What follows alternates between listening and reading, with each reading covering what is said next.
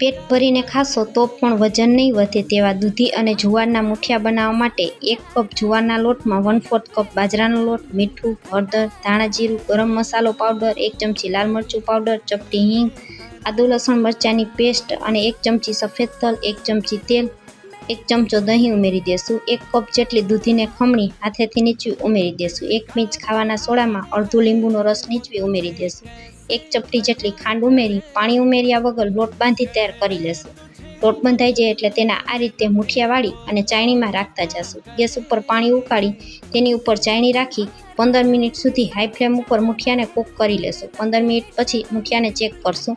હવે એક પેનમાં તેલ ગરમ કરી તેમાં રાઈ સંતળાઈ જાય ત્યાર પછી ચપટી જેવી હિંગ ઉમેરીશું. ત્યાર પછી લીલા મરચાં, 1 ચમચી સફેદ તલ, મીઠા લીમડાના પાન ઉમેરીશું. મુઠિયા ઠળી જાય એટલે મુઠિયાને સમારી અને મુઠિયા ઉમેરી દેશું. ચમચાથી મિક્સ કરી અને સર્વ કરશું.